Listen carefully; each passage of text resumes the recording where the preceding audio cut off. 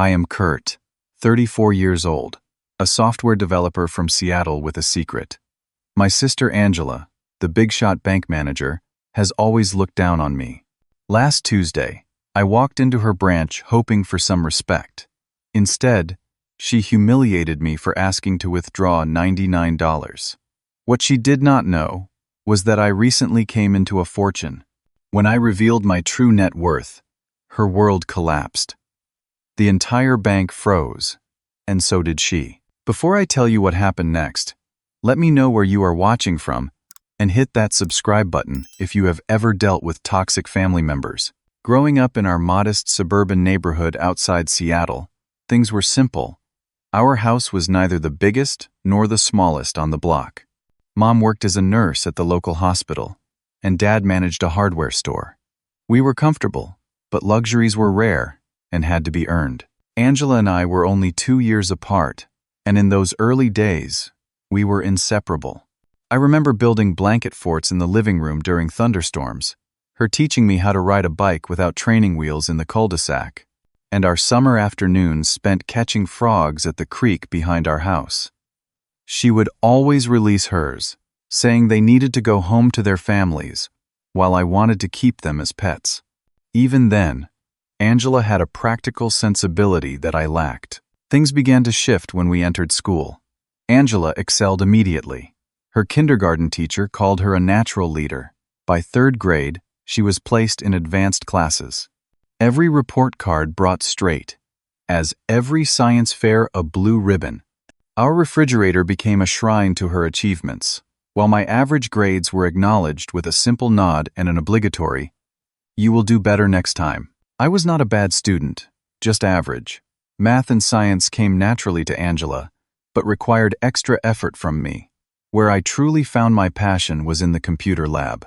When our middle school got its first proper computer room with those bulky beige monitors, I was mesmerized. While other kids saw boring boxes, I recognized doorways to infinite possibilities. By high school, the gap between us had widened into a chasm. Angela was class president, valedictorian, and headed to an Ivy League business school on scholarship. I managed to graduate with a decent GPA and enrolled in the state university, where I studied computer science. Our parents attended every debate competition and award ceremony for Angela. They made it to one of my college programming competitions, but left halfway through because they could not understand what was happening. After graduation, our paths continued to diverge. Angela blazed through business school, landing an entry-level position at National Trust Bank. Her ascent was meteoric, promotion after promotion, until at 36, she became the youngest branch manager in the bank's history. Her office was in the prestigious financial district, managing accounts for some of Seattle's wealthiest residents and businesses. My journey was rockier. I bounced between startups that could not secure funding, dealt with layoffs during economic downturns, and freelanced to make ends meet. I lived in a modest 1-bedroom apartment, drove a 10-year-old Toyota, and sometimes struggled with rent. Through it all, I kept coding, learning new languages, and building my skills. Family gatherings became increasingly uncomfortable. Angela would arrive in designer clothes, telling stories about her important clients and lavish corporate retreats. When asked about my work, my explanations about coding projects were met with glazed eyes and quick subject changes. Angela often interjected with comments like, "Have you considered getting an MBA, Kurt? There is still time to build a real career." Last Thanksgiving was particularly painful. Our younger cousin Jake mentioned wanting to invest his first real paycheck, and I suggested starting with a low-cost index fund. Before I could finish explaining compound interest, Angela laughed. "Do not take financial advice from someone who still rents," she said, swirling her wine. "Jake, come by my office. I will introduce you to a proper wealth manager." What no one in my family knew was that 6 years ago, I made an investment that changed everything. A college friend had developed a revolutionary machine learning algorithm for medical imaging. He needed early investors for his startup. I scraped together $20,000, everything I had saved, and bought in at the ground level. 2 months ago, a healthcare technology giant acquired the company for an astronomical sum. My modest investment transformed into $2.8 billion. Just like that, I became one of the wealthiest people in Seattle, but no one knew. I decided to maintain my modest lifestyle while figuring out what to do with this sudden wealth. I told no one, not even my parents. Part of me wanted to see how people would treat me if nothing appeared to have changed. After that Thanksgiving dinner, I made a decision. I would visit Angela at her bank branch, not to reveal my fortune, but simply to see how she would treat me as a customer. Would she show me the same disdain she displayed at family functions, or would professionalism prevail? I decided to request a small withdrawal, $99, to buy our mother a birthday gift. The morning of my visit, I dressed in my usual attire, nothing fancy, jeans, and a clean button-up shirt. I remember standing in front of my bathroom mirror, rehearsing casual greetings. Perhaps this would be a turning point for us. Maybe in her professional environment, Angela would finally see me as an equal. As I drove to the financial district, I felt a flicker of hope that this small interaction might begin to repair our fractured relationship. I parked my Toyota in the public garage across from the imposing glass and steel building that housed National Trust Bank. Through the large windows, I could see the marble floors, crystal chandeliers, and people in expensive suits moving with purpose. For a moment, I hesitated, feeling out of place. But I reminded myself that I had every right to be there. I was not just a customer, I was family. Surely that would count for something. Walking into National Trust Bank felt like entering another world. The lobby soared 3 stories high, with a massive crystal chandelier casting prismatic patterns across the marble floor. The air smelled faintly of citrus and cedar, probably some expensive scent pumped through the ventilation system. Security guards in tailored suits stood discreetly near the entrance, their eyes tracking every movement. From across the lobby, I spotted Angela immediately. She stood near the executive offices, engaged in conversation with an older man in what looked like a $5,000 suit. Even from a distance, her confidence was palpable. She wore a perfectly tailored navy dress, her hair styled in a sleek bob that added to her aura of authority. She laughed at something the man said, touching his arm briefly in a gesture that conveyed both warmth and professional boundary. I took my place in line behind 3 other customers, using the time to observe how the bank operated. The contrast between how staff treated different customers was subtle but unmistakable. A woman in designer clothes was immediately approached by a personal banker who escorted her to a private area. Meanwhile, a middle-aged man in work clothes waited patiently for the next available teller. My palms began to sweat as I moved closer to the front of the line. Would Angela notice me before I reached the counter? Would she acknowledge me? What exactly would I say? The rehearsed greetings I had practiced that morning suddenly seemed inadequate. When it was finally my turn, I approached a teller named Thomas, according to his nameplate. He was young, probably fresh out of college, with a friendly smile that seemed genuine rather than practiced. "Welcome to National Trust Bank. How can I help you today?" he asked. "I would like to speak with Miss Williams, please," I said, deliberately using Angela's professional name without revealing our relationship. Thomas glanced toward where Angela was now heading into her office with the wealthy client. "Do you have an appointment with Miss Williams? She typically handles our premium account holders." "No appointment. I am sure she will see me," I replied, trying to project more confidence than I felt. Thomas picked up his phone and dialed an extension. "Miss Williams, there is a gentleman here asking to speak with you. His name is..." He looked at me questioningly. "Kurt Miller," he supplied. His eyes widened slightly with recognition. "Are you related to Miss Williams?" "I am her brother," I admitted. Thomas relayed this information, and I watched as Angela emerged from her office, scanning the lobby until her eyes landed on me. A flash of surprise crossed her face before her professional mask slipped back into place. She said something to her client and then walked toward the teller windows. "Kurt," she said as she approached, her voice carrying just enough warmth to seem appropriate for a family member while maintaining professional distance. "This is unexpected. Is everything all right? Everything is fine, I replied. I just need to make a withdrawal, and I thought I would stop by your branch. She glanced at her watch, a Rolex that probably cost more than 3 months of my rent. I am actually in the middle of an important meeting with a key client. Thomas can help you with any standard transactions. I noticed how her body language had shifted. When speaking with her wealthy client, she had been all engaged attention, leaning in, making eye contact. With me, she stood with her weight shifted away, already preparing to leave the conversation. I was hoping you might help me personally, I said. It will only take a minute.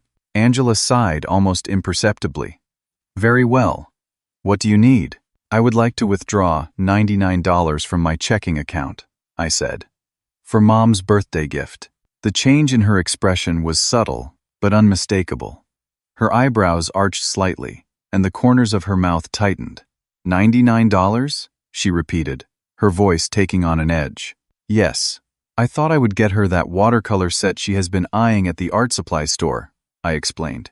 Angela glanced around, and I followed her gaze. Several other customers were being escorted into glass-walled rooms where they were offered beverages by attentive staff. A woman was being shown investment portfolios on a tablet by an advisor, who laughed appreciatively at whatever she was saying. Is this some kind of joke? Angela asked, her voice lowered but intense. People come to this branch for real banking. I felt my face grow warm. This is real banking. I need to withdraw money from my account. Thomas, who had been pretending not to listen, looked increasingly uncomfortable. He tapped at his keyboard, clearly unsure whether to proceed or wait for Angela's instruction. Angela leaned closer. You could have gone to any ATM for this, or used Venmo. You did not need to come to my branch. The way she said my branch made it clear this was her territory, and I was an unwelcome intruder. I thought it would be nice to see where you work, I said, trying to keep my tone light. And the ATM has a daily limit lower than what I needed. Her expression hardened. The ATM limit is $500. Are you telling me you could not withdraw $99? By now, other tellers were glancing our way. I could feel my embarrassment growing, spreading across my face like a rash. Look, I just need a simple withdrawal, I insisted. Angela raised her voice slightly, just enough that the customers at the neighboring teller windows could hear. My brother wants to withdraw $99. Apparently, this requires personal attention from the branch manager. I felt my stomach tighten. This was exactly what I had feared, but had hoped would not happen. The professional courtesy extended to other customers was nowhere to be found when it came to me. A well-dressed woman in line turned to look at us, her expression a mixture of curiosity and second-hand embarrassment.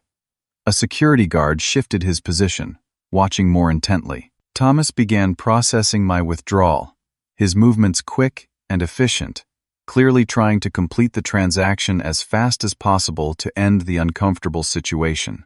Watching you process this exciting transaction must be far more interesting than discussing the Walker portfolio, Angela said to Thomas, her voice dripping with sarcasm. I wonder what other exciting banking needs my brother has that require our premium service resources. I stood there, rooted to the spot, as Angela effectively transformed me from customer to spectacle.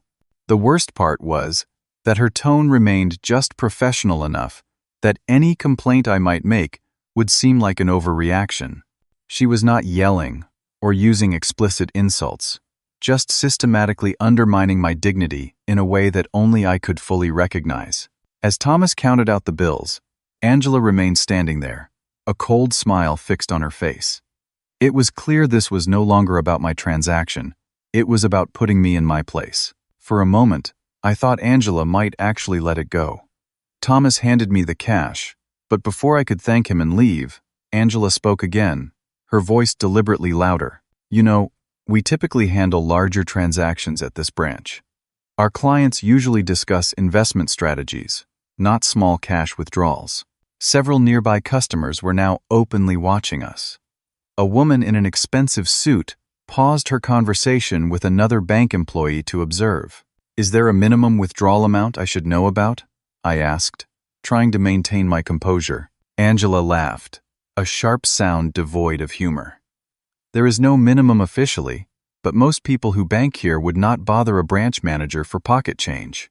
My face burned hotter. This was far worse than I had anticipated. At family gatherings, at least her digs at my financial situation were somewhat private, cushioned by the presence of people who knew us both.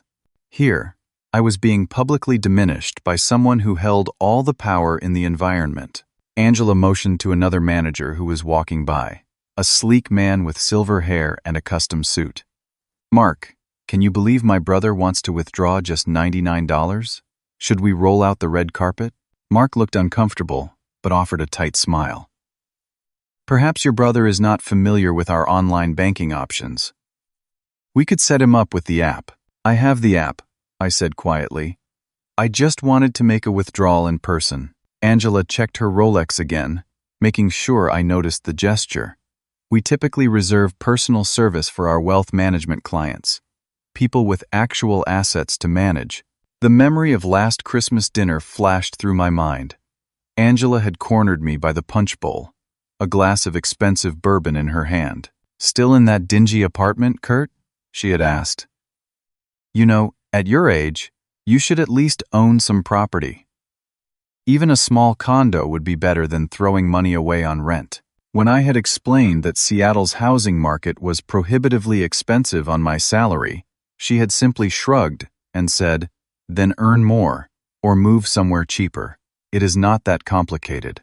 Now, in the bank, Angela was broadcasting that same disdain to a roomful of strangers. Thomas, still at his station, looked like he wanted to disappear. I almost felt sorry for him, caught in this uncomfortable family drama. "Do you need help budgeting, Kurt?" Angela asked, her voice carrying across the lobby. "I know the tech industry can be unstable. Lots of layoffs these days." My hands began to tremble slightly. I shoved them into my pockets. "I am doing fine, thank you," I managed to say. "Are you really, though?" Angela pressed. "Because most people doing fine do not need to withdraw such specific, small amounts. Is $99 all you can afford to spend on Mom's birthday?" A security guard shifted uncomfortably, pretending to scan the lobby while obviously listening to every word. Angela tapped her manicured nails on the counter. "You know, we have an excellent financial literacy program for underserved communities. I could sign you up." Each word felt like a deliberate knife twist. The fact that she was doing this in her professional environment made it even worse. This was her kingdom, and she was making it abundantly clear that I was a peasant who had wandered through the castle gates. "We do not usually serve welfare cases here," she continued, examining her perfect manicure. "But I suppose we can make an exception for family." The woman in the expensive suit was now openly staring, her expression a mix of shock and secondhand embarrassment.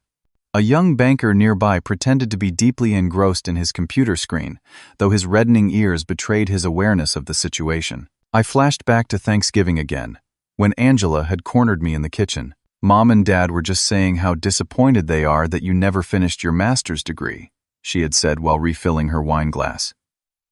"They had such high hopes for you. We all did." Now, in front of her colleagues and customers, she was painting me as a failure once more. "Maybe you should apply for a position here," she suggested, loud enough for everyone to hear. "Not as a banker, obviously, but we might have janitorial openings. Steady paycheck." Thomas looked up in alarm at this comment, clearly shocked that his boss would speak this way to anyone, let alone her own brother. I stood frozen, 1,000 replies stuck in my throat. Part of me wanted to turn and walk out, to escape this public humiliation, but another part, a stronger part, refused to give her the satisfaction. "Are you having trouble making rent again this month?" Angela continued, twisting the knife deeper. "Is that why you need exactly $99? We do not serve beggars here," she added, her voice cutting through the sudden silence that had fallen over the nearby area. Those words hung in the air between us. Beggars. The ultimate dismissal. In that moment, something inside me shifted. The hope that had brought me here crumbled completely, replaced by a cold clarity. My mind raced back through decades of similar moments. Angela pointing out my secondhand clothes to her friends in high school. Angela mentioning my student loan debt at a cousin's wedding. Angela suggesting I take a second job as a rideshare driver when I mentioned wanting to take a vacation last year. I noticed my hands were now steady. The burning embarrassment was being replaced by something else, something cooler and more focused. I took a deep breath and looked directly into my sister's eyes. "Is there something else you need?" she asked, glancing pointedly at her watch again. "Some of us have actual work to do." "Actually, there is," I said quietly. "I need to verify another account. I would like to speak with you privately," I said, my voice steady despite the emotions churning inside me. Angela laughed, a sharp, dismissive sound. "We are in the middle of business hours, Kurt. If you have banking needs, you can discuss them right here." Several customers were now openly watching our interaction, their expressions ranging from discomfort to morbid fascination. One elderly gentleman shook his head slightly, clearly disapproving of Angela's behavior, though he had no idea of our relationship beyond what he was witnessing. "Thomas, could I have an account verification form, please?" I asked, turning away from Angela. The young teller quickly produced a form, seeming relieved to have something concrete to do. His hands trembled slightly as he slid the paper across the counter. "Really, Kurt?" Angela said, not bothering to lower her voice. "More paperwork for your $99? Some of us have actual work to do." I ignored her comment and began filling out the form with my account details, including the special account number I had received from my wealth management team just days earlier. The team had moved my funds to National Trust, mainly because of their reputation for handling high-net-worth clients with discretion. The irony was not lost on me. "Thomas, when you are done babysitting my brother, we need to review the Peterson proposal," Angela called over her shoulder as she began to walk away. I completed the form and handed it back to Thomas. "Could you please verify this account for me?" Thomas nodded, his expression professional but his eyes conveying sympathy. He began typing the information into his terminal. I noticed the exact moment when something changed. Thomas's fingers froze over the keyboard. He blinked, then squinted at his screen. He typed something else, then looked up at me with wide eyes, before quickly looking back at his screen. Miss Williams?" he called, his voice cracking slightly. "I think I need your assistance with this verification." Angela sighed dramatically and turned back. "Cannot you handle a simple account verification?" "The system is requesting a manager override," Thomas explained, his professional demeanor slightly cracked. With an exaggerated eye roll, Angela strode back to the terminal. "This is ridiculous," she muttered, leaning over to input her credentials. I watched her face carefully as the screen refreshed with my account information. First came confusion, her brow furrowing as she tried to process what she was seeing. Then disbelief, her eyes widening and her mouth opening slightly. Finally, shock, as all color drained from her face. "There must be some mistake," she whispered, barely audible. "Is there a problem?" I asked calmly. She looked up at me, then back at the screen, then at me again. "This cannot be right," she said, her voice trembling. "The system shows $2.8 billion. I finished for her. "Yes, that is correct." Thomas made a small choking sound. Another teller nearby, who had been pretending not to listen, dropped the stack of papers she had been organizing. "This has to be an error," Angela insisted, though her voice lacked conviction. Some kind of system glitch. By now, the commotion had attracted the attention of the senior manager, a distinguished man in his 60s whom I recognized from the bank's website as Joseph Reynolds, regional director. "Is everything all right over here, Miss Williams?" he asked, approaching our station. Angela seemed incapable of speech, her mouth opening and closing without producing sound. "There appears to be a question about my account balance," I offered helpfully. Mr. Reynolds glanced at the screen, his professional expression faltering for just an instant before he recovered. "May I ask who you are, sir?" "Kurt Miller," I replied, extending my hand. "Angela's brother." His eyebrows shot up, and he looked between us in confusion. Then, switching instantly to client service mode, he lowered his voice. "Mr. Miller, would you prefer to discuss your account in our private client suite?" Before I could answer, Angela found her voice. "It is a system error," she insisted, though she sounded desperate rather than confident. "It has to be." Mr. Reynolds gave her a sharp look before turning back to me with a practiced smile. "Perhaps we should verify this information more thoroughly, if you would follow me." "Actually," I said, still maintaining my calm, "I am comfortable right here. 6 years ago, I invested in a medical imaging AI startup founded by my college roommate. 2 months ago, Health Tech Innovations acquired the company. This is the resulting balance after the acquisition." The bank had fallen completely silent. Even customers who had no idea what was happening seemed to sense something momentous was occurring. The security guards were now openly watching. Every employee within earshot had stopped what they were doing. Angela stared at me, as though seeing me for the first time. "You?" she whispered. "You have billions?" "I do," I confirmed. She reached for the counter to steady herself, her knees visibly wobbling. "How? When? Why did you not tell anyone?" "Why would I?" I asked simply.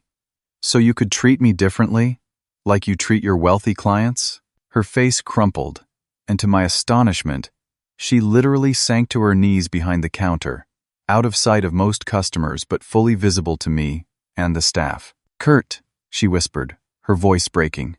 "I had no idea. I am so sorry. Please." Mr. Reynolds quickly assessed the situation and took control. "Mark," he called to the other manager, "please take over Miss Williams's client meeting. Miss Williams is feeling unwell." Then, turning to me with the deference reserved for the bank's most valuable clients, he said, "Mr. Miller, we would be honored to discuss your banking needs in our executive conference room. Thomas, please gather Mr. Miller's information and join us." Angela remained on her knees, tears now streaming down her face. "Kurt, please," she begged, her voice barely audible. "Do not do this." "Do what?" I asked, genuinely curious about what she thought I was planning. "Do not take your money elsewhere. Do not report me.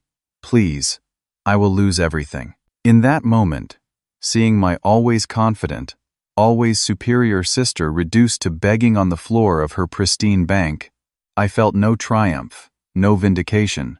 Instead, I felt a strange emptiness. This was what I had wanted, wasn't it? To finally see her humbled? To witness her recognize her treatment of me had consequences?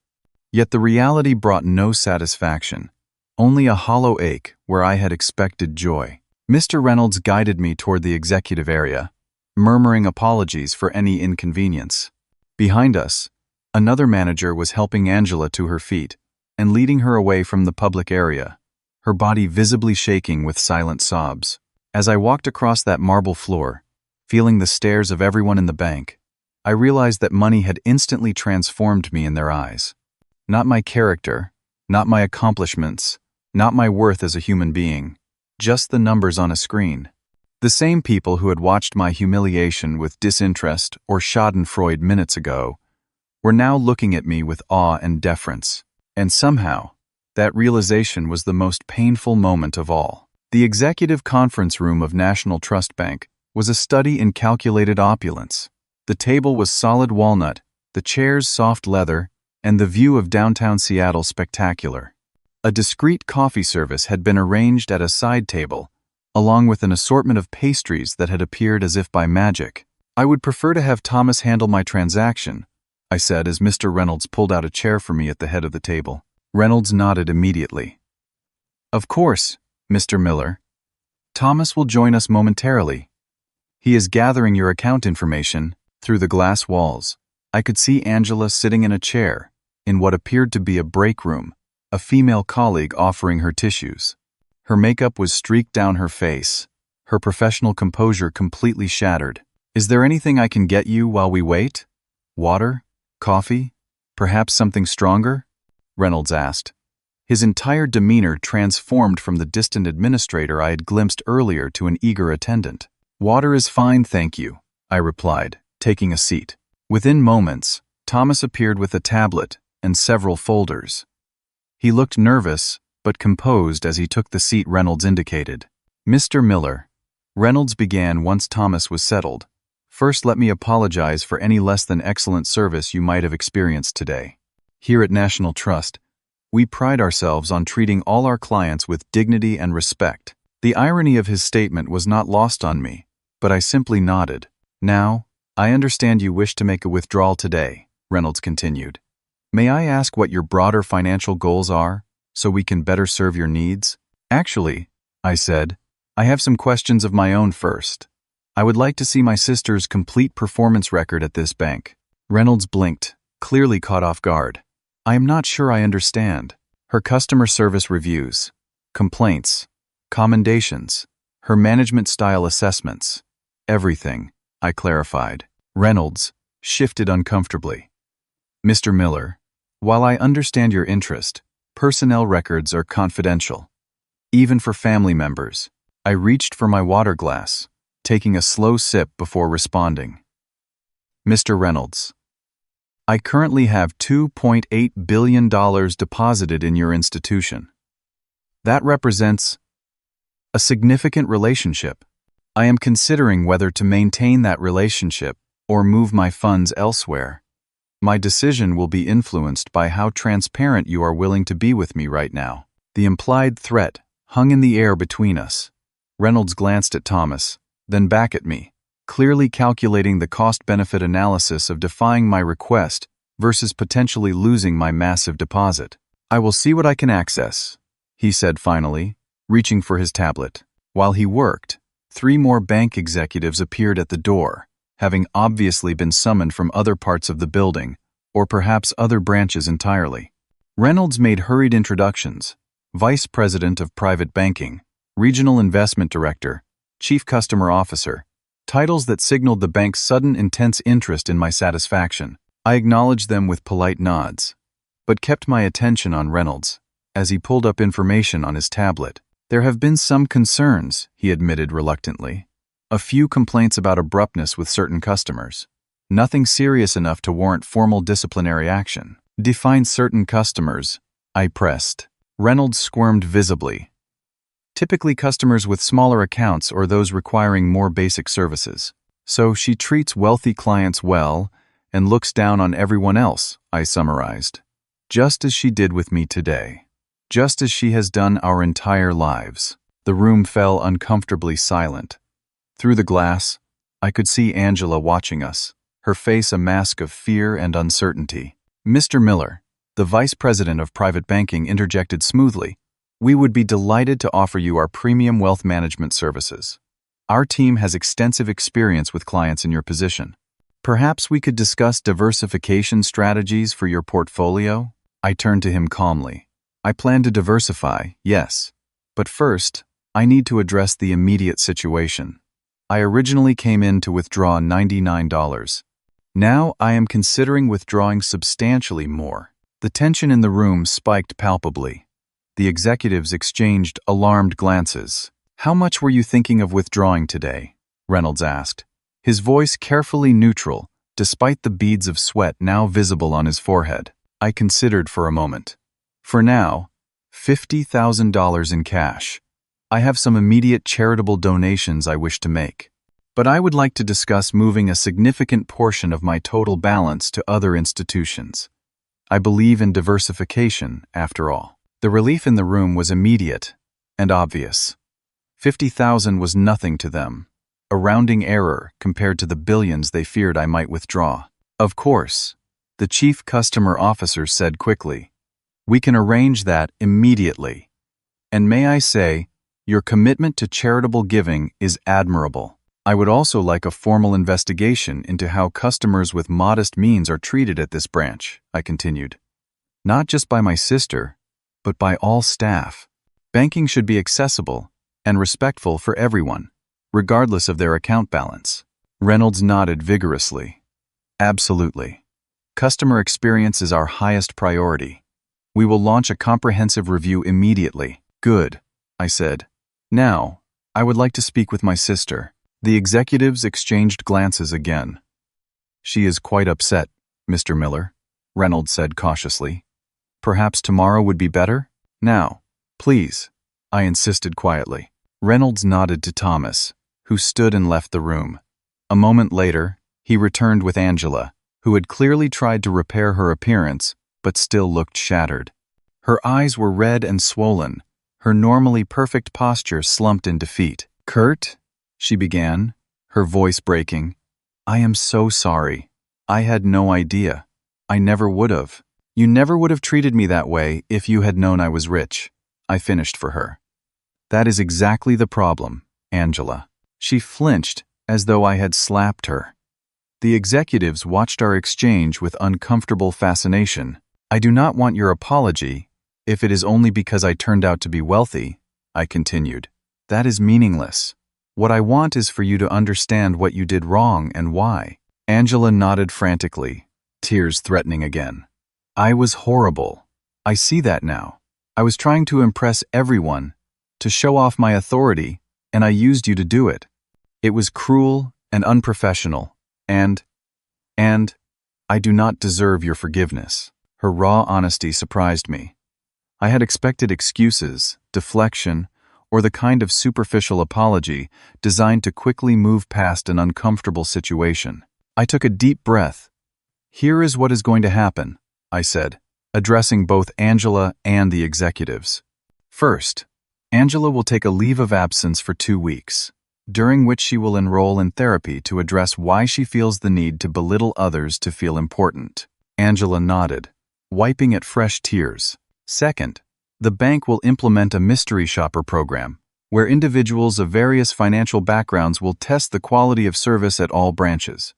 Results will be tied directly to management bonuses." "Excellent idea," the chief customer officer interjected, already typing notes on her tablet. "Third, I will establish a community investment fund with $50 million from my account here. The fund will focus on financial literacy and entrepreneurship in underserved communities. Angela will volunteer 20 hours per month with this initiative as part of her continued employment." I deliberately looked at Reynolds, not Angela, as I stated these terms. He understood immediately that I was making her continued employment conditional on the bank's acceptance of my proposals. "We would be honored to help establish such a fund," he replied smoothly. "Our community investment team can begin drafting a framework immediately." Finally, I turned back to Angela. "And fourth, you will make a genuine apology to Thomas and every staff member who witnessed your behavior today. Not because I turned out to be rich, but because what you did was wrong." Angela nodded again, her face a mixture of shame and relief. "Of course. I will do everything you asked. Thank you for not destroying my career." I stood up, signaling the end of the meeting.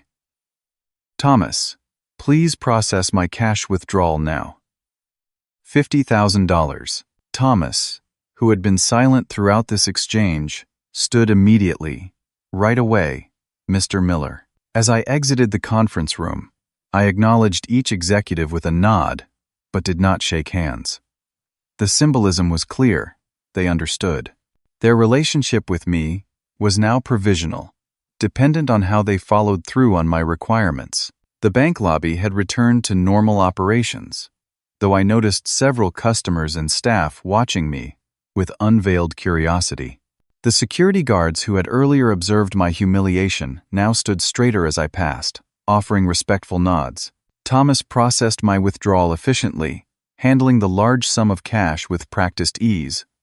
As he handed me the envelope, he spoke quietly. "Mr.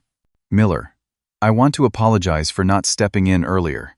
I should have done something." "You were in a difficult position, Thomas," I replied, "but thank you. I appreciate your professionalism throughout." As I turned to leave, I saw Angela standing uncertainly by the door to the executive area.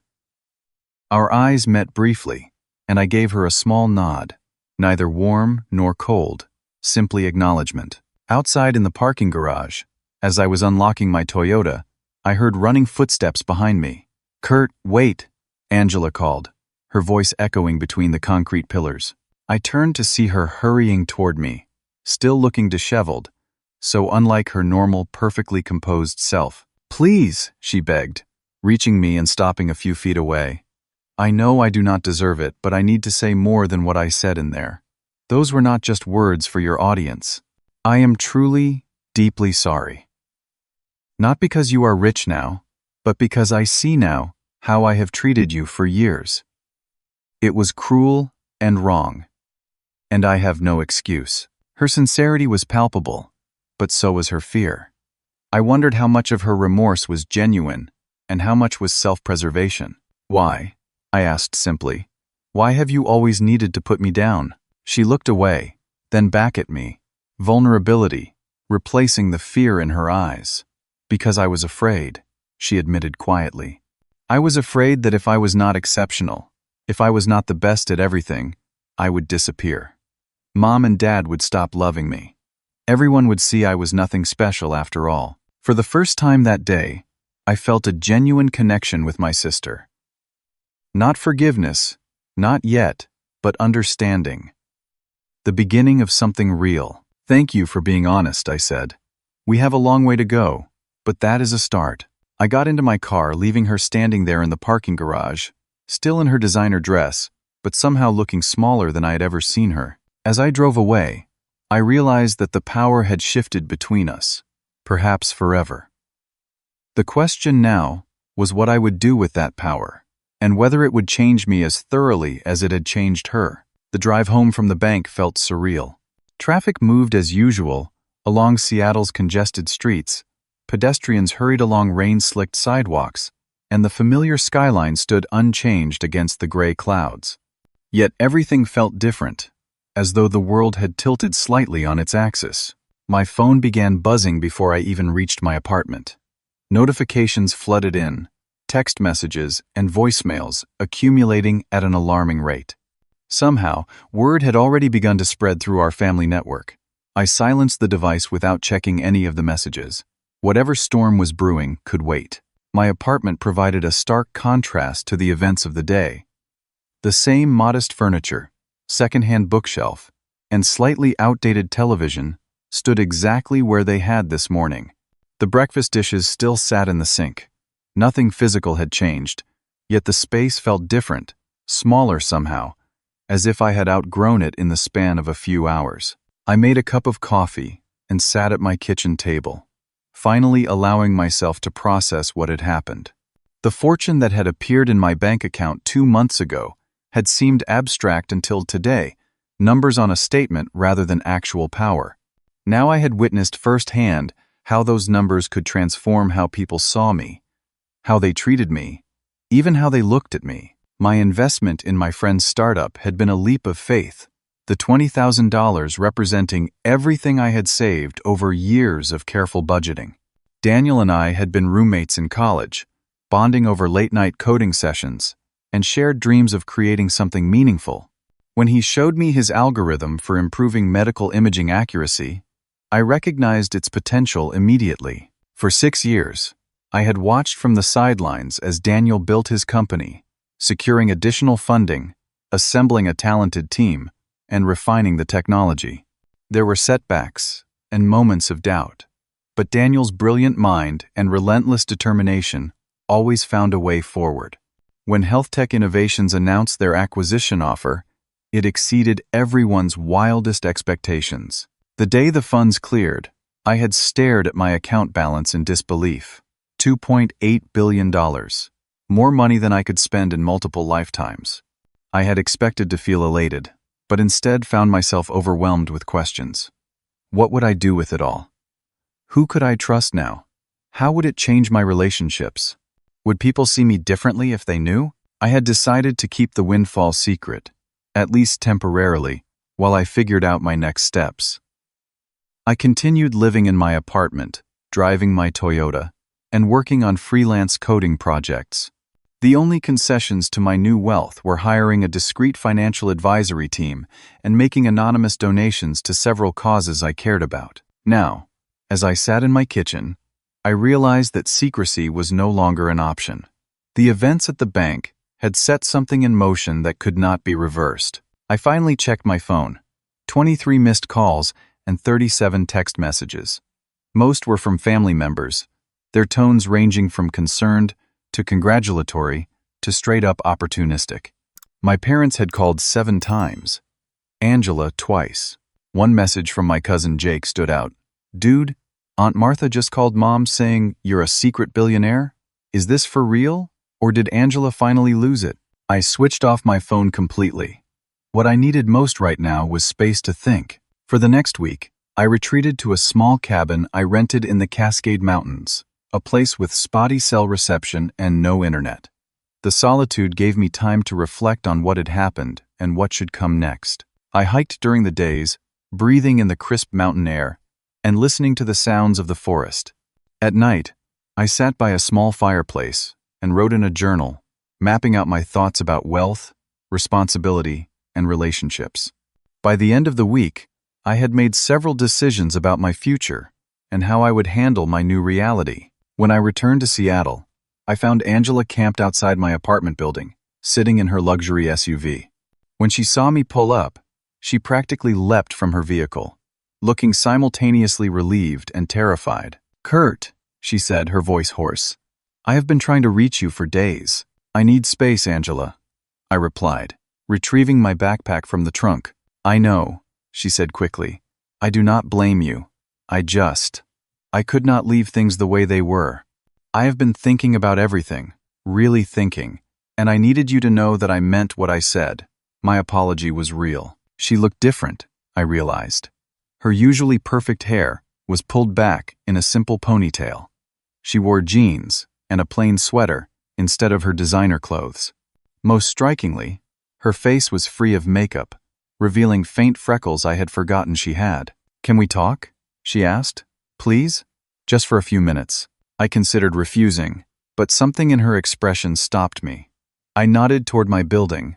"Come up, but I cannot promise a long conversation." My apartment, which had never seemed particularly small before, suddenly felt cramped with Angela in it.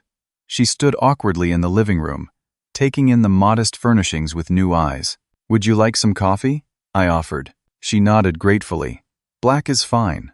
As I prepared the coffee, Angela spoke hesitantly. "The bank placed me on administrative leave. 2 weeks, like you suggested. I have had a lot of time to think." I handed her a mug and sat on the couch, gesturing for her to take the armchair opposite. "I started therapy," she continued. "Just 3 sessions so far, but it has been eye-opening. I never realized how much of my identity was wrapped up in being the successful one, the one who had it all together. When Mom and Dad made such a big deal about my achievements growing up, I think I internalized this idea that my value came from outperforming everyone, especially you." She took a sip of coffee, her hands trembling slightly. "The truth is, I have always been jealous of you." I could not hide my surprise. "Jealous? Of me? You were the golden child, the success story. What could you possibly have been jealous of?" "Your freedom," she said simply. "Your authenticity. You followed your passion for coding even when it did not pay well or impress people. You lived by your own standards, not other people's expectations. I was always chasing the next promotion, the next status symbol, trying to fill some hole that never seemed to close." Her vulnerability seemed genuine, but I remained cautious. This was new territory for us. "Why did you treat me so badly?" I asked directly. "Especially at the bank that day?" Angela set down her mug, meeting my eyes with visible effort. "Because seeing you threatened the story I had been telling myself. If you could be content with less material success, what did that say about my choices? It was easier to convince myself you were failing than to question my own definition of success." She paused, wiping at an unexpected tear. "And then at the bank, it was pure insecurity. I wanted my colleagues to see me as important, powerful. Using you to elevate myself it was unforgivable." We talked for over an hour, more honestly than we had in our entire adult lives. I explained my investment in Daniel's company, my mixed feelings about sudden wealth, and my determination to use the money for meaningful change. Angela shared her growing realization that her pursuit of status had left her with impressive achievements but few genuine connections. As she prepared to leave, I set clear boundaries. Our relationship would need to be rebuilt slowly, with consistent actions rather than just words. Her treatment of me had spanned decades, not just one bad day at the bank. Real change would take time to prove itself. In the weeks that followed, our family dynamic shifted dramatically. My parents, upon learning of my new financial status, suddenly became intensely interested in my work and life. Relatives who had barely acknowledged my existence at family gatherings now called regularly with friendly check-ins and occasional requests for assistance with medical bills or college tuition.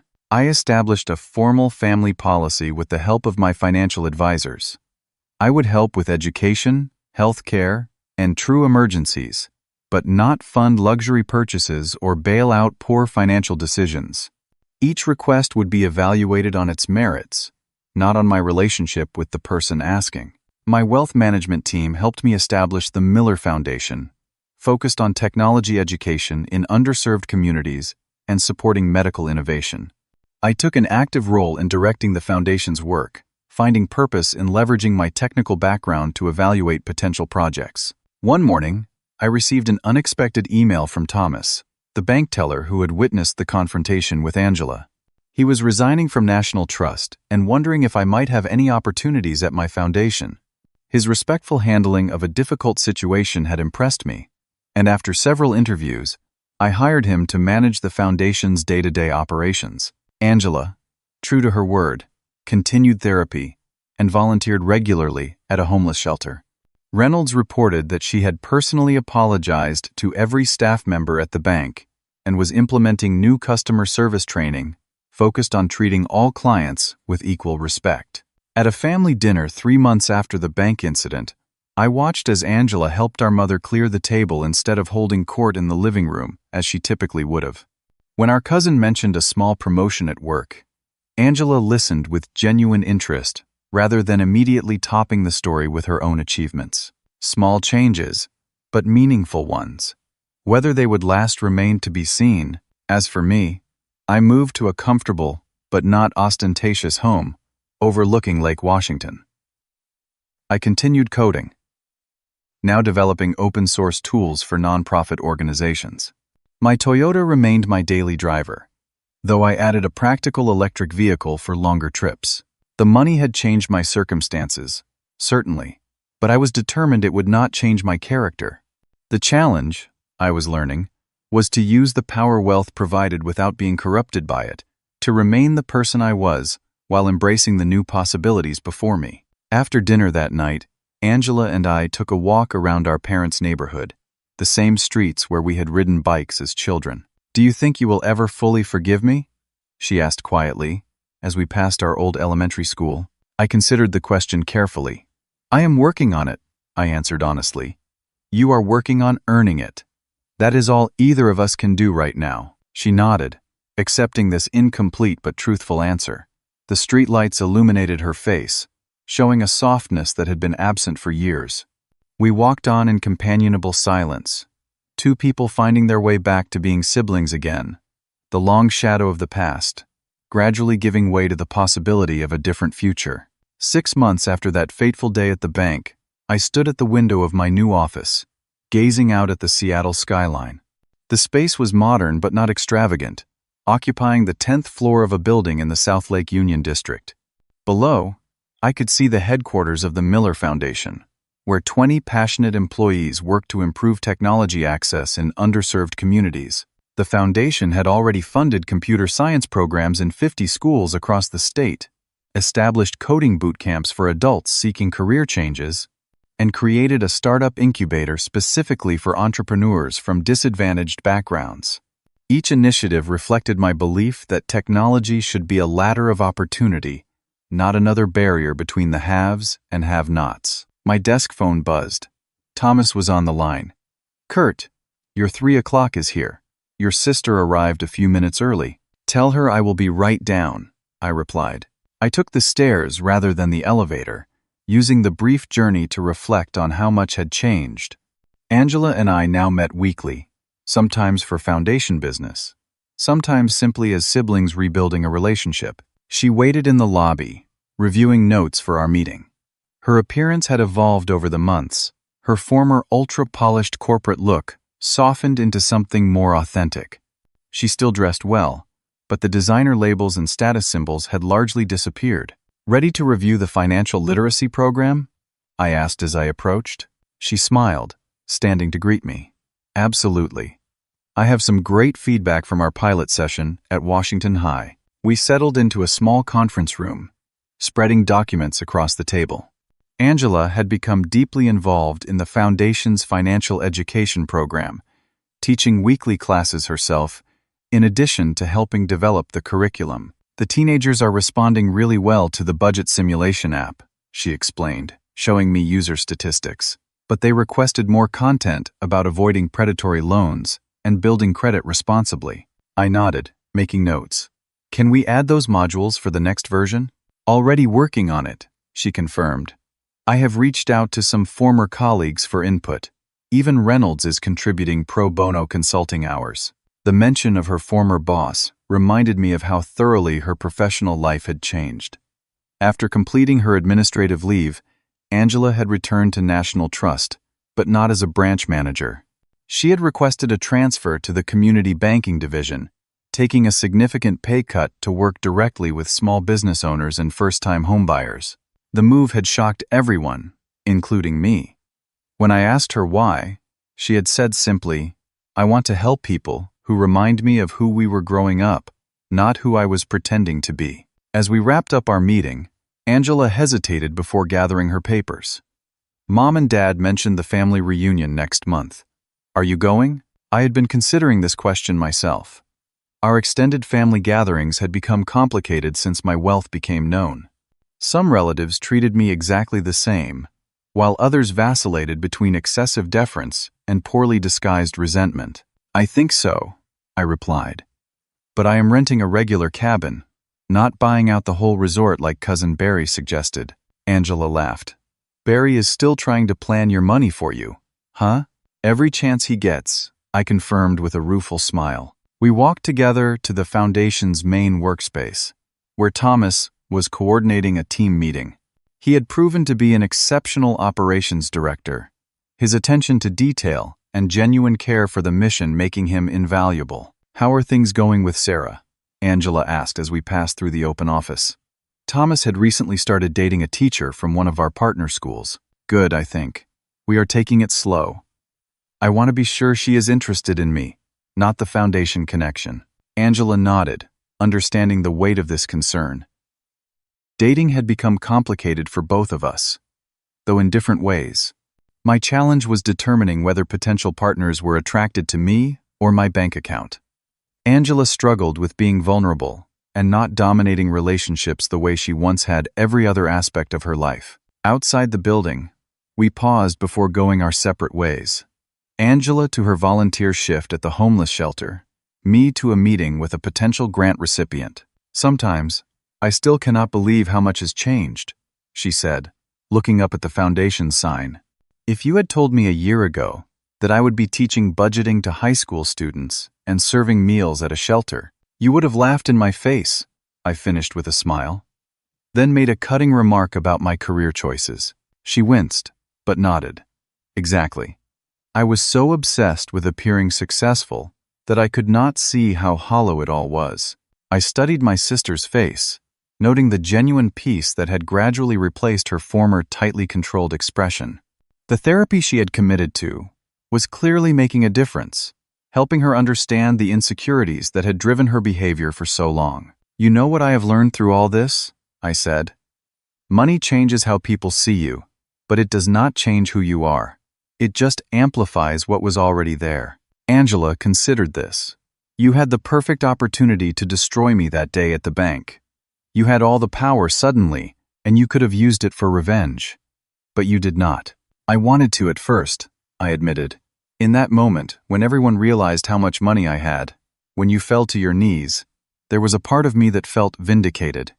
But it passed quickly, because using wealth to hurt you would have made me just like the person I resented. We had arrived at a fundamental truth that had taken both of us months of reflection to fully grasp. Money itself was neutral. It was a tool, an amplifier of intention. In the right hands, it could create opportunity and positive change. In the wrong hands, or with the wrong mindset, it could become a weapon, a barrier, or a corrupting influence. My mother's perspective on our transformed relationship had been surprisingly insightful. At our last family dinner, while Angela and I washed dishes together, Mom had observed quietly, I never thought money would be what finally made you two see each other clearly. But maybe you both needed the roles to flip to understand each other." She was right. The bank confrontation had forced both of us to confront uncomfortable truths, me about my resentment, Angela about her insecurity. The sudden reversal of our power dynamic had created an opening for genuine change, but only because we had both chosen to step through it. As Angela and I said goodbye that afternoon, she surprised me with a quick hug. "Thank you," she said simply. "For what?" I asked.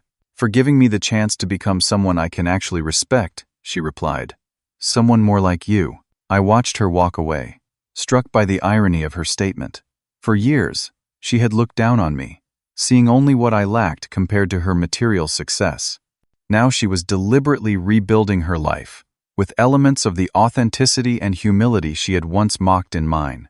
That evening, as I worked late in my office, Thomas knocked on my door with a final update before heading home. "The Washington High principal called," he reported. "The students from Angela's class have organized a peer mentoring program. They are teaching financial skills to middle schoolers now." I smiled, genuinely pleased. That is exactly what we hoped for, passing the knowledge forward. After Thomas left, I stood again at the window, watching the city lights flicker on as dusk settled over Seattle. My reflection stared back at me, and I took a moment to check in with myself. Was I still the same Kurt who had walked into that bank 6 months ago, hoping for a small sign of respect from his sister? Yes and no. The core of who I was remained unchanged, but my perspective had broadened. I had learned that true wealth lay not in the billions in my accounts, but in the ability to create positive change, to maintain authentic relationships despite dramatic circumstances, and to choose growth over resentment. Angela and I would never have the simple closeness we had shared as children building blanket forts during thunderstorms. Too much had happened, too many words said that could never be fully unsaid. But we were building something new, something honest, based on mutual respect rather than comparison or competition. The work of forgiveness was ongoing, as was the work of using my wealth responsibly. Both required constant vigilance against ego, against the subtle corruptions of power, against the temptation to control rather than contribute. As I gathered my things to head home, I thought about our mother's birthday the following week. I had finally bought her that watercolor set, the $99 purchase that had triggered everything. Angela was planning to give her painting lessons, something she would never have had time for in her previous life of 60-hour work weeks and networking events. Together, our gifts represented something more meaningful than either could alone, a symbol of our changed relationship and new priorities. I knew there would be challenges ahead. Some family members still viewed me primarily as a potential source of funds. Certain friends had drifted away, uncomfortable with the change in my financial status. The responsibilities of managing both wealth and a foundation were considerable, requiring constant learning and adaptation. But for the first time in my adult life, I felt a profound sense of alignment between my external circumstances and my internal values. The money had not created this alignment. It had simply created the conditions that made it possible for both Angela and me to see more clearly what truly mattered. As I drove home that evening, I reflected on what I would tell someone else facing a sudden reversal of fortune, whether financial or otherwise. Perhaps this: true wealth lies not in what you have, but in who you are when having it. Money, power, and status reveal character rather than creating it. And sometimes, it takes a dramatic shift in circumstances to show us truths about ourselves and others that were there all along, waiting to be discovered. Have you ever experienced a sudden change that revealed something important about yourself or someone close to you? Share your story in the comments below. If this resonated with you, please like, subscribe, and share with someone who might need this perspective. Remember that your true value has nothing to do with your bank account and everything to do with how you treat others. Thank you for listening to my story, and may you find wealth in what truly matters.